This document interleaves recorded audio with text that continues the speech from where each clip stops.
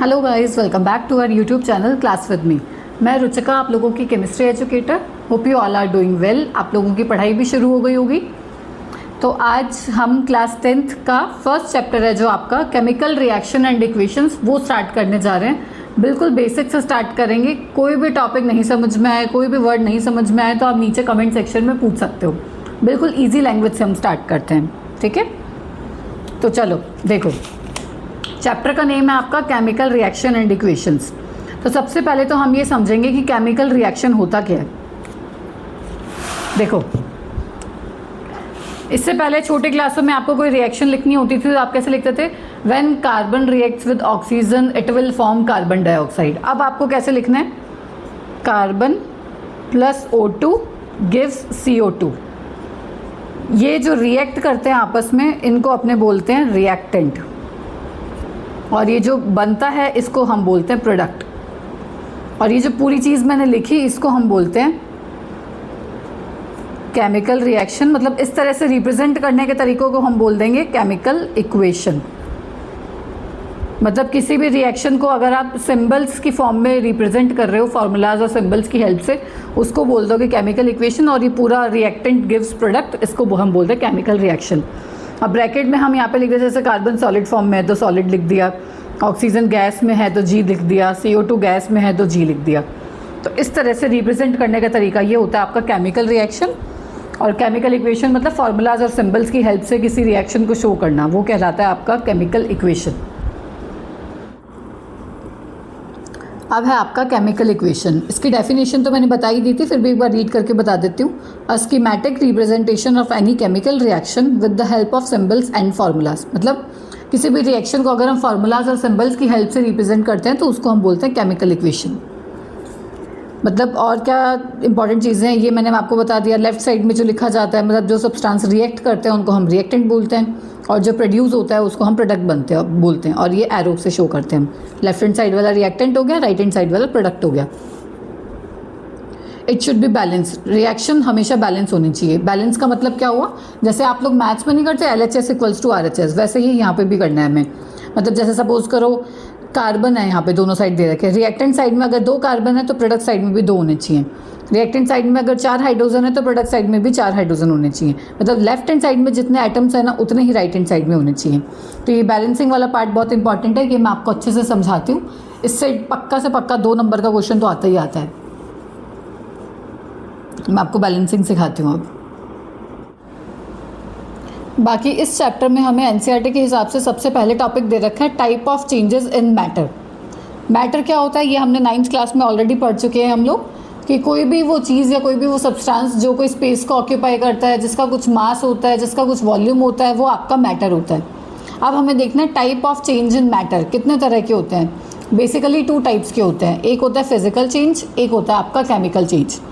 Physical change mainly वो होता है जिसमें सिर्फ स्टेट चेंज हो रही हो। स्टेट जैसे बोलो आप सॉलिड से लिक्विड चेंज हो रहा है या लिक्विड से गैस बन रहा है, तो वो होता है आपका स्टेट में चेंज। जैसे जनरल सा एग्जांपल देती हूँ मैं आपको, मेल्टिंग ऑफ आइस, आइस का मेल्ट होना, मतलब बर्फ़ का पिघलना, या वाटर का वाटर वेपर्स में कन्वर्ट होना। तो ये क्या हुआ? एक तरह से फिजिकल चेंज हुआ। और देखो, और इसमें कोई नया सब्सटेंस नहीं बनता, इसमें सिर्फ स्टेट चेंज हो रही है।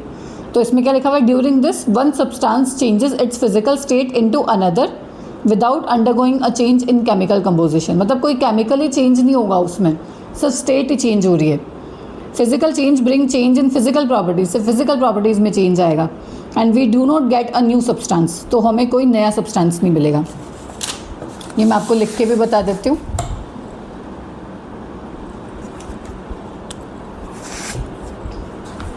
देखो, फिजिकल चेंज,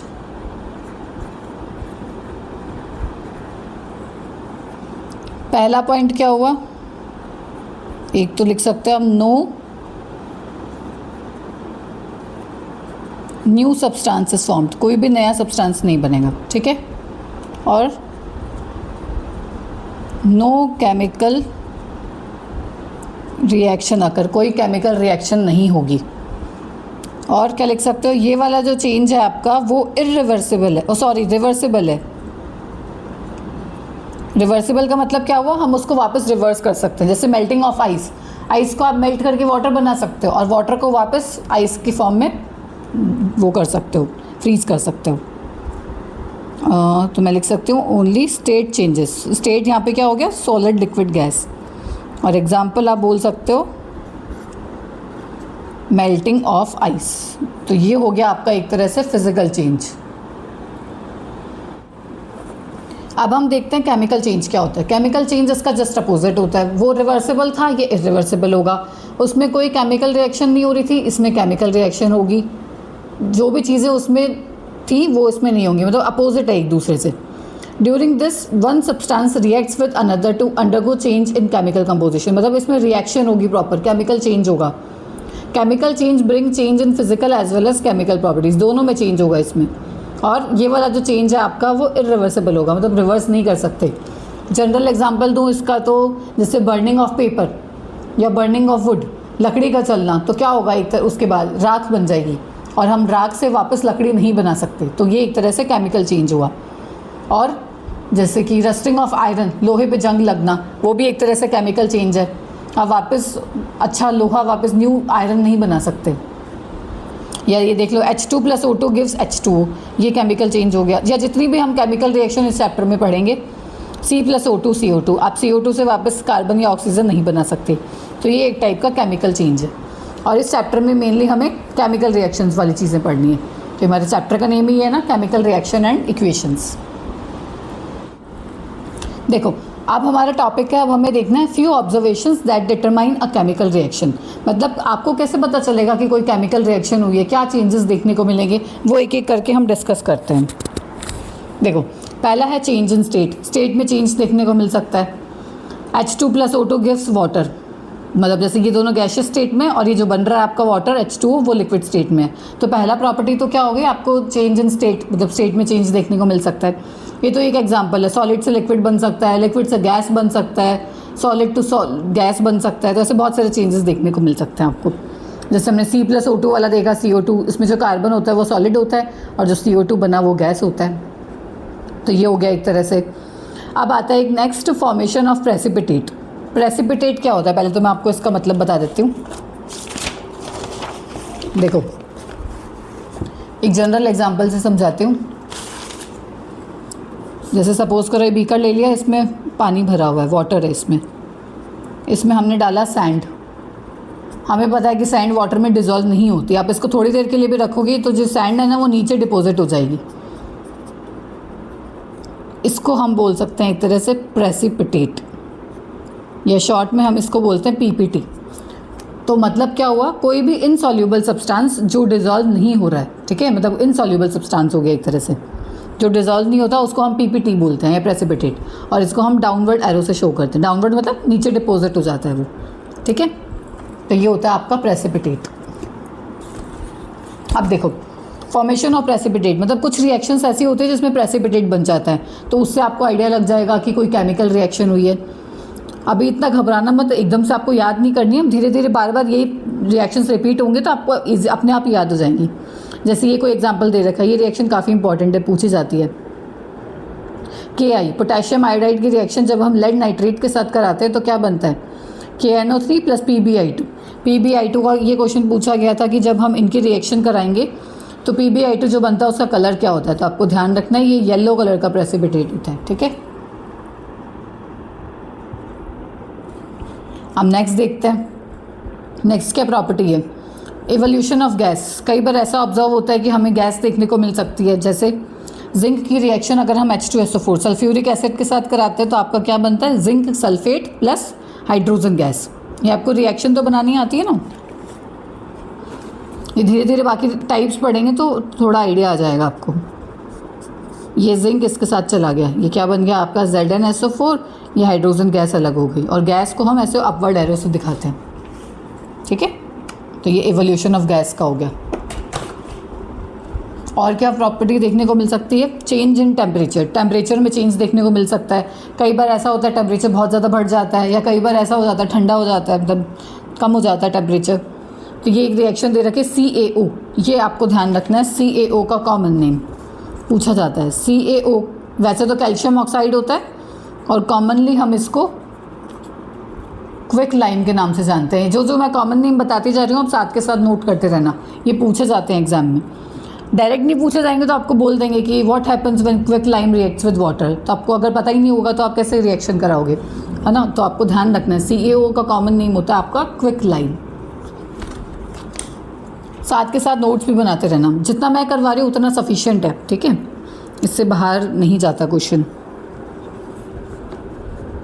तो अब है आपका चेंज इन टेम्परेचर। ये क्विक लाइम की रिएक्शन जब हम वाटर के साथ कराते हैं, ये रिएक्शन काफ़ी इंपॉर्टेंट है, इस पर इंपॉर्टेंट मार्क कर लेना, पूछी जाती है। तो क्या बनता है आपका कैल्शियम हाइड्रोक्साइड, इसका कॉमन नेम होता है स्लेक्ड लाइम, ये भी आपको ध्यान रखना है। कैल्शियम ऑक्साइड का था quick lime, CaOH whole twice, calcium hydroxide का होता है आपका slaked lime, plus heat evolve होती है इसमें, और हीट को हम केमिस्ट्री में ट्राइंगल सिंबल से शो करते हैं, ठीक है। नेक्स्ट, फिफ्थ और लास्ट, ये आपको देखना है चेंज इन कलर। कई रिएक्शंस ऐसी होती है जिसमें कलर में चेंज देखने को मिल सकता है आपको।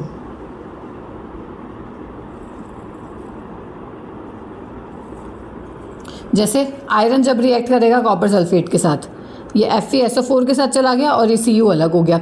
ये आपका कॉपर सल्फेट तो ब्लू कलर का था और जो FeSO4 बना वो ग्रीन कलर का है।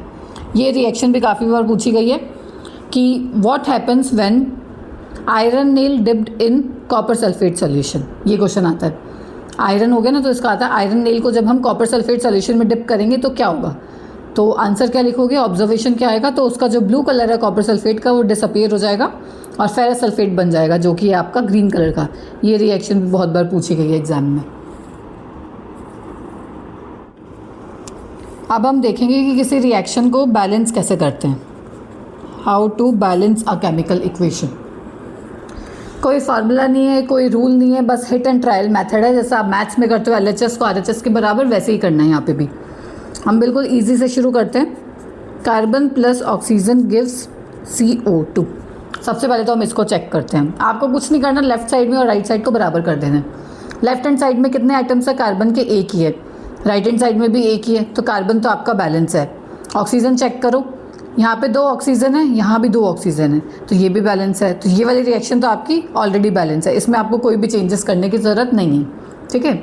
चलो तो नेक्स्ट इक्वेशन देखते हैं हम। जैसे सपोज करो मैंने ले लिया Mg plus O2 gives MgO। Magnesium की रिएक्शन जब हम ऑक्सीजन के साथ कराएंगे तो आपका बनेगा मैग्नीशियम ऑक्साइड। चलो इसको चेक करते हैं। मैग्नीशियम लेफ्ट हैंड साइड में एक ही है, राइट हैंड साइड में भी एक ही है, तो मैग्नीशियम तो बैलेंस है आपका, ठीक है।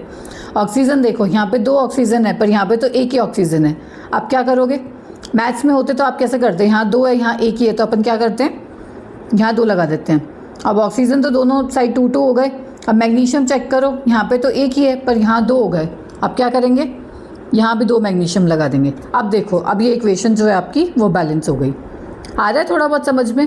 इसका बस यही रूल है, आप जितना प्रैक्टिस करोगे ना आपसे उतना जल्दी होगा। चलो एक और करके देखते हैं। ये मैं आपके लिए दे रही हूँ, आप पहले खुद से ट्राई करो, नहीं होगा फिर मैं बताऊँगी। सिंपल है, कैल्शियम की रिएक्शन है वाटर के साथ, क्या बनता है आपका, calcium hydroxide plus hydrogen gas.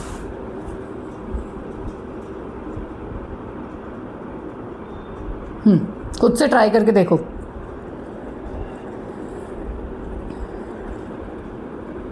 हुआ सबसे? चलो देखते हैं।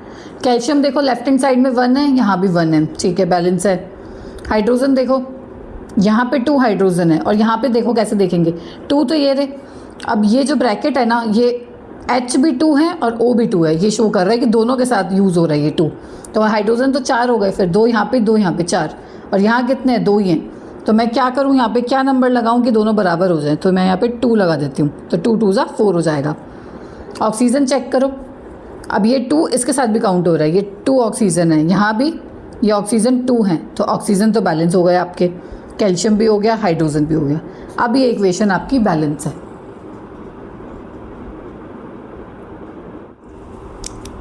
चलो एक और बैलेंसिंग का देखते हैं हम। एक ले लिया हमने आयरन की रिएक्शन करवाते हैं वाटर के साथ। ये रिएक्शन भी काफ़ी इंपॉर्टेंट है, पूछी जाती है। Fe3O4 प्लस H2, इसको बैलेंस करके देखते हैं। यहाँ पे कितने Fe है, 1 है, यहाँ पे कितने हैं, 3, तो मैं क्या करती हूँ, यहाँ पे 3 लगा देती हूँ, ठीक है। हाइड्रोजन देखो, यहाँ पे 2 है, यहाँ पे 2 है, बराबर है। ऑक्सीजन देखो, यहाँ 1 है, यहाँ 4 है, तो अगर मैं यहाँ 4 लगा दूँ तो हाइड्रोजन चेंज हो गए। देखो यहाँ पे 4 2 8 हो गए, यहाँ पे तो 2 ही है, तो मैं क्या करती हूँ यहाँ भी 4 लगा देती हूँ। अब देखो सारे बराबर हो गए, Fe भी हो गए, हाइड्रोजन भी हो गए, ऑक्सीजन भी हो गए। तो ये एक बैलेंस्ड इक्वेशन है और ये इंपॉर्टेंट है, इसको इंपॉर्टेंट मार्क कर लेना। बहुत बार पूछी जाती है what happens when iron reacts with water, तो आपको प्रोडक्ट थोड़ा सा ध्यान रखना है, Fe3O4 प्लस H2 बनता है, ठीक है। तो बैलेंसिंग तो हमने देख ली, इसका बस यही है तरीका, ऐसा ही करना है आपको। बहुत सारे क्वेश्चंस प्रैक्टिस करके देखना, एनसीईआरटी की बुक एक्सरसाइज में काफ़ी सारे क्वेश्चंस दे रखे हैं बैलेंसिंग, तो आप वो खुद से ट्राई करके देखना। बाकी अगर कुछ नहीं समझ में आए तो आप मुझसे कमेंट सेक्शन में पूछ सकते हो, ठीक है। तो अब हम नेक्स्ट टॉपिक देखते हैं। हमारा नेक्स्ट हमें डिस्कस करना है टाइप्स ऑफ केमिकल रिएक्शन। काफ़ी सारे तरह की केमिकल रिएक्शंस होती हैं, ये मैंने लिखी हुई हैं, ये एक एक करके हमें डिस्कस करनी है। कॉम्बिनेशन होती है, डीकम्पोजिशन, डिस्प्लेसमेंट, डबल डिस्प्लेसमेंट और ये इस तरह की होती हैं। तो सबसे पहले तो हम देखते हैं कॉम्बिनेशन रिएक्शन क्या होता है। देखो नाम से पता चल रहा है, कॉम्बिनेशन मतलब कंबाइन करना चीज़ों का।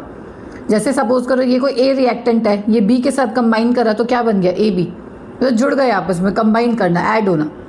तो क्या डिफाइन करोगे, द रिएक्शन इन विच 2 और more reactant combine to form a single product is known as combination reaction. मतलब रिएक्टेंट आपके 2 या 2 से ज़्यादा हो सकते हैं, प्रोडक्ट आपका सिंगल ही बनेगा, मतलब वो सारे जुड़ जाएंगे आपस में, तो प्रोडक्ट आपका हमेशा सिंगल बनेगा। तो ये हो गई आपकी कॉम्बिनेशन रिएक्शन। अच्छा हाँ, इस रिएक्शन में एक चीज़ ये ध्यान रख लेना, ये जो बताई थी ना मैग्नीशियम प्लस ऑक्सीजन से मैग्नीशियम ऑक्साइड बनता है, तो इसका ये ऑब्जर्वेशन पूछी जाती है कि magnesium ribbon Burns with dazzling white flame. पूछ लेते हैं कौन सा कंपाउंड है जो डैजलिंग वाइट फ्लेम देते हैं, तो आपको पता होना चाहिए magnesium oxide, and changes into white powder. White powder बन जाता है और डैजलिंग वाइट कलर की फ्लेम देता है, ये चीज़ इंपॉर्टेंट है, ठीक है। इसमें बहुत सारे एग्जाम्पल देख सकते हो, कुछ कुछ तो आपको आते भी होंगे पहले से, जैसे C plus O2 gives CO2। Reactant तो ज़्यादा है पर प्रोडक्ट सिंगल है, ये भी आपका कॉम्बिनेशन हो गया। और Mg plus O2 gives MgO, ये भी मैंने बैलेंस करके नहीं लिखी है, पर आपको हमेशा बैलेंस करके लिख के आनी है, मैंने सिखाया ना उस तरह से, 2 आ जाएगा ना यहाँ पे, ठीक है। ये हो गया बैलेंस, एक वो combination reaction. H2 plus O2 gives 2H2O, ये आपका हो गया कॉम्बिनेशन रिएक्शन। और भी बहुत सारी तरह की होती हैं, जैसे कि सपोज करो मैंने ले लिया ये वाली रिएक्शन जो हमने पढ़ी थी, क्या कॉमन नेम था इसका, फटाफट से कमेंट सेक्शन में बताओ। अभी पढ़ा था हमने जैसे CaO का, इसकी रिएक्शन जब हम वाटर के साथ कराते हैं तो क्या बनता है, कैल्शियम हाइड्रोक्साइड। चलो मैं बता देती हूँ, इसका कॉमन नेम होता है आपका क्विक लाइम, जो आपको ध्यान रखना है, और इसका कॉमन नेम होता है आपका स्लेक्ड लाइम। ये कैल्शियम हाइड्रोक्साइड, और साथ में क्या बताया था, हीट रिलीज होती है, ये अभी पढ़ी थी ना हमने रिएक्शन, इंपॉर्टेंट है काफ़ी। एक और बता देती हूँ, जैसे हमने ले लिया कैल्शियम हाइड्रोक्साइड यानी स्लेक्ड लाइम, इसकी रिएक्शन अगर हम कार्बन डाइऑक्साइड के साथ करवाते हैं तो आपका बनता है CaCO3 प्लस H2O। इसका वैसे नाम तो कैल्शियम कार्बोनेट है, पर कॉमन नेम इसके 2-3 होते हैं, जैसे कि हम इसको लाइमस्टोन के नाम से जानते हैं, यानी चूना पत्थर, या फिर मार्बल, या फिर चौक। ये तीनों कॉमन नेम है, ये आपको ध्यान रखने हैं, एग्जाम में कुछ भी लिखा हुआ मिल सकता है, कुछ भी आ जाए ऐसे, what happens when limestone is heated, तो आपको एटलीस्ट पता होना चाहिए लाइमस्टोन होता क्या है। अगर नाम ही नहीं पता होगा तो आप रिएक्शन कर ही नहीं पाओगे कभी। तो ये कुछ एग्जाम्पल्स हैं कॉम्बिनेशन रिएक्शन के। जो मैं रिएक्शंस लिखवा रही हूँ ना, आपको एटलीस्ट याद होनी चाहिए, उतनी पूछी जाती हैं एग्जाम में। कोई भी मैं एक्स्ट्रा नहीं करवा रही, आपको जितनी इंपॉर्टेंट है ना एग्जाम के पर्पज़ के लिए, तो उतनी तो आपको करनी पड़ेंगी। बहुत बार क्वेश्चन आया, what happens when quick lime reacts with water, या ऐसे लिख के दे देंगे CaOH whole twice plus CO2 arrow लगा के क्वेश्चन मार्क, प्रोडक्ट क्या बनेगा, तो आपको ध्यान रखना है लाइमस्टोन बनता है। तो इस तरह से क्वेश्चन आते हैं। तो ये होती है आपकी कॉम्बिनेशन रिएक्शन, जिसमें रिएक्टेंट तो एक से ज़्यादा हो सकते हैं पर प्रोडक्ट सिंगल होगा, ठीक है। फर्स्ट थी कॉम्बिनेशन। अब सेकंड आपको पढ़नी है डीकम्पोजिशन रिएक्शन। ये जस्ट अपोजिट होती है आपके कॉम्बिनेशन रिएक्शन के। कॉम्बिनेशन में तो क्या था, 2 या 2 से ज़्यादा चीज़ें आपस में कंबाइन होती हैं और एक सिंगल प्रोडक्ट बनता है। इसमें उल्टा है, रिएक्टेंट एक ही होता है, वो ब्रेक डाउन कर जाता है 2 या 2 से ज़्यादा प्रोडक्ट में। इसको कैसे शो करोगे, जैसे उसमें तो क्या करा था अपनों ने कि A B के साथ रिएक्ट करता है और ये AB बना लेता है, मतलब जुड़ गया आपस में। अब उल्टा कर दो इसका, रिएक्टेंट तो AB है, ये अपनों ने हीट दी इसको तो ये टूट गया, A अलग हो गया B अलग हो गया, इस तरह से हो सकता है।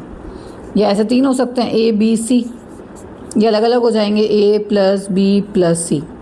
तो ये तो होता है कॉम्बिनेशन, ये हो गया आपका डीकम्पोजिशन। तो ऐसा भी क्वेश्चन आता है कि why decomposition reaction called opposite of combination, क्यों कहा जाता है? क्योंकि इसमें रिएक्टेंट 2 या 2 से ज़्यादा होते हैं, प्रोडक्ट सिंगल होता है, जबकि इसमें उल्टा होता है, इसमें रिएक्टेंट सिंगल होता है, प्रोडक्ट 1 से ज़्यादा हो सकते हैं। ठीक है, तो ये बिल्कुल अपोजिट होती है। चलो देखते हैं। In such reactions a single reactant breaks down to give simpler products. एक ही रिएक्टेंट होता है, वो सिंपलर प्रोडक्ट्स में ब्रेक डाउन कर जाता है। बहुत सारे एग्जाम्पल हैं, ये मैं इसकी टाइप्स पढ़ूंगी ना, उसी में करवा दूंगी। 3 तरह की डीकम्पोजिशन रिएक्शन होती है। एक होती है थर्मल डीकम्पोजिशन, एक फोटोकेमिकल, और एक दे रखी है इलेक्ट्रोलाइटिक। 3 तरह की होती है। ये मैं आपको समझा देती हूँ अच्छे से, पहले फिर बुक में से रीड कर लेंगे। हाँ देखो, पहले है आपकी थर्मल डीकम्पोजिशन। थर्म वर्ड कहीं भी अगर केमिस्ट्री में लिखा हुआ आ जाए तो उसका मतलब होता है हीट। इसको ऐसे शो करते हैं। थर्मल डीकम्पोजिशन क्या हो गया? वो डीकम्पोजिशन रिएक्शन जो हीट की प्रेजेंस में होती है, वो होती है आपकी थर्मल डीकम्पोजिशन। अब मैं 2-3 रिएक्शन लिख रही हूँ जो आपको याद होनी चाहिए। क्या था कॉमन नेम, फटाफट बताओ। अभी करा है हमने थोड़ी देर पहले। कैल्शियम कार्बोनेट को अगर हम हीट करते हैं तो क्या बनता है? Calcium oxide plus carbon dioxide. इसका कॉमन नेम था क्विकलाइन। इसका होता है आपका मार्बल, चौक, लाइमस्टोन। ठीक है, तो ये हो गई एक तो आपकी। एक होता है फेरस सल्फेट को हीट करने पे क्या बनता है। ये सब अपने आप में क्वेश्चन है, इस तरह से क्वेश्चंस बहुत आते हैं। What happens when ferrous sulphate is heated? तो क्या बनेगा? Fe2O3 plus SO2 plus SO3। ठीक है, इसमें से स्मेल आती है आपकी बर्निंग सल्फर की। जो जो चीज़ें एक्स्ट्रा बता रही हूँ नोट डाउन करते जाना, कॉपी में पूछे जाते हैं। Smell of burning sulphur. और एक आता है आपका लेड नाइट्रेट की। इसमें बनता है आपका PbO plus NO2 plus NO3, NO2 plus O2। ये 3 रिएक्शन है थर्मल की जो आपको याद रखनी है। ठीक है, तो ये मैं इसमें से भी बता देती हूँ आपको। देखो, ये थर्मल डीकम्पोजिशन पहले तो यही हो गया। लाइमस्टोन को जब हीट करते हैं तो क्या बनता है? क्विकलाइन प्लस CO2, गैस रिलीज होती है। फेरस सल्फेट का आपको ये ध्यान रखना है। FeSO4 को हीट करने पे Fe2O3 plus SO2 plus SO3। Fe2O3 का कलर आपको पता होना चाहिए, ब्राउन कलर का होता है, इसको मार्क कर लेना इंपॉर्टेंट। SO2 में से स्मेल आती है बर्निंग सल्फर की, ये भी इंपॉर्टेंट है, प्लस SO3। इस तरह से क्वेश्चन आते हैं एग्जाम में कि जब हम फेरस सल्फेट को हीट करते हैं तो एक ऐसी गैस रिलीज होती है जिसमें से स्मेल आती है बर्निंग सल्फर की। उस गैस का नाम बताओ, तो आपको पता होना चाहिए SO2 होता है। ये अपने क्वेश्चन आ रखे हैं, PYQs हैं ये सारे। एक मैंने बताई लेड नाइट्रेट वाली। लेड नाइट्रेट को जब हम हीट करते हैं तो क्या बनता है? PbO plus NO2 plus O2। ठीक है, नेक्स्ट है आपका फोटोकेमिकल डीकम्पोजिशन। जैसे थर्म वर्ड का मतलब होता है हीट, वैसे फोटो का वर्ड अगर केमिस्ट्री में कहीं भी लिखा हुआ है तो मतलब सनलाइट। मतलब क्या हुआ फिर? इसकी डेफिनेशन क्या बन गई? वो डीकम्पोजिशन रिएक्शन जो सनलाइट की प्रेजेंस में होती है वो होती है फोटोकेमिकल डीकम्पोजिशन। इसमें आपको ये 3 रिएक्शंस याद होनी चाहिए, NCERT में भी गिवन है आपके। एक तो होती है H2O2, मतलब हाइड्रोजन पेरोक्साइड को अगर हम सनलाइट की प्रेजेंस में हीट करते हैं और सनलाइट को हम ऐसे शो करते हैं, ये H और ऐसे न्यू बनाते हैं, ये सिंबल होता है आपका सनलाइट का। और हीट का क्या था? ट्राइंगल। ठीक है, तो सनलाइट लिख दो या H न्यू ऐसे लिख दो, एक ही बात है। तो क्या बनेगा आपका? H2O plus O2। एक तो ये रिएक्शन पता होनी चाहिए, और 2 ये दे रखी हैं। ये दोनों रिएक्शंस इंपॉर्टेंट है। पूछा जाता है कि कोई 2 रिएक्शन ऐसी बताओ जो ब्लैक एंड वाइट फोटोग्राफी में यूज़ होती हैं, तो ये दोनों होती हैं। ये AgBr सिल्वर ब्रोमाइड, इसको हम सनलाइट देते हैं तो ये Ag और Br2 में कन्वर्ट हो जाता है। Ag सिल्वरी ग्रे कलर का होता है, सिल्वर। ऐसे ये सिमिलर है इसके। AgCl को हम सनलाइट की प्रेजेंस में पास करते हैं तो Ag प्लस Cl2 में कन्वर्ट हो जाता है। और ये दोनों रिएक्शन आपकी ब्लैक और वाइट फोटोग्राफी में यूज़ होती हैं। ये डायरेक्ट पूछा जाता है। ठीक है, थर्ड टाइप है आपका डीकम्पोजिशन का इलेक्ट्रोलाइटिक डीकम्पोजिशन। थर्म का मतलब क्या पड़ा? हीट। फोटोकेमिकल का मतलब क्या पड़ा? सनलाइट। इलेक्ट्रोलाइटिक का मतलब क्या हुआ? Electric current. तो क्या डेफिनेशन हो गई? वो डीकम्पोजिशन रिएक्शन जो इलेक्ट्रिक करंट की प्रेजेंस में होती है वो होती है इलेक्ट्रोलाइटिक डीकम्पोजिशन। इसमें एक रिएक्शन है जो मेन आपको ध्यान रखनी है, इलेक्ट्रोलाइसिस ऑफ वाटर। मतलब वाटर को हम इलेक्ट्रिसिटी की प्रेजेंस में पास करेंगे तो क्या बनेगा आपका? बहुत बार, कम से कम 4 से 5 बार बोर्ड एग्जाम में आ चुकी है, तो अच्छे से ध्यान रखना है। क्वेश्चंस भी बता दूंगी आपको क्या क्या आते हैं इसके। देखो, H2O को अगर हम इलेक्ट्रिक करंट की प्रेजेंस में पास करेंगे तो आपका बनता है H2 प्लस O2। और इसमें ध्यान क्या क्या रखना है, एक तो ये रिएक्शन ध्यान रख लेना, और O2 बनता है आपका एनोड के ऊपर, H2 बनता है कैथोड के ऊपर। आई होप आपको एनोड और कैथोड पता होंगे, छोटी क्लासों में भी पढ़ते आए हम। तो ये दोनों वोवल्स है ना, तो आप ऐसे ध्यान रख सकते हो, O और A साथ में आएंगे, तो O2 आपका एनोड पे बनेगा और H2 आपका कैथोड पे बनेगा। एक क्वेश्चन तो बोर्ड एग्जाम में आया था कि जब हम वाटर का इलेक्ट्रोलाइसिस करते हैं तो कैथोड पे कौन सी गैस बनती है और एनोड पे कौन सी बनती है, इस तरह से आ सकता है। ठीक है, ये मैं आपको बता देती हूँ। एक दूसरा क्वेश्चन भी आ रखा है, देखो इसकी रिएक्शन क्या है, 2H2O, ये इलेक्ट्रिक करंट पास करा तो 2H2 + O2। एक तो ये आया था एनोड पे क्या बनता है, कैथोड पे क्या बनता है, तो ध्यान रखना एनोड पे बनता है आपका O2 और कैथोड पे बनता है हाइड्रोजन। और दूसरा क्वेश्चन आया था इसमें, जब हम वाटर का इलेक्ट्रोलाइसिस करते हैं तो कौन सी ऐसी गैस है जो डबल अमाउंट में बनती है। ये क्वेश्चन भी 2 से 3 बार बोर्ड एग्जाम में आ रखा है, तो चेक कर लो कौन सी गैस है जो डबल दिख रही है आपको यहाँ पे, ये वाली हाइड्रोजन गैस। और ये भी पूछा जाता है वाई, ऐसा क्यों होता है। तो देखो डबल अमाउंट में तो कौन सी बनती है, हाइड्रोजन। और क्यों बन रही है, हमने यहाँ पे 2 क्यों लगाया है, इसको बैलेंस करने के लिए। तो बैलेंस क्यों करते हैं हम लोग, to follow the law of conservation of mass. तो इसका आंसर क्या आ जाएगा, to follow law of conservation of mass, ये आपको लिख के आना है। लॉ ऑफ कंजर्वेशन को, मास को फॉलो करने के लिए जो हाइड्रोजन गैस है आपकी वो डबल अमाउंट में बनती है। ठीक है, तो आज का सेशन तो हम यहीं तक रखते हैं। डिकम्पोजिशन रिएक्शन के तीनों टाइप्स पढ़ लिए, कॉम्बिनेशन पढ़ लिया हमने, बैलेंसिंग थोड़ी सीखी है, उसकी प्रैक्टिस आपको करनी है, ऑब्जर्वेशंस पढ़ ली, फिजिकल केमिकल चेंज, इतना हमने कर लिया। नेक्स्ट क्लास में हम लोग डिस्प्लेसमेंट से स्टार्ट करेंगे। ठीक है, ओके देन, मिलते हैं फिर नेक्स्ट क्लास में, तब तक के लिए गुड बाय।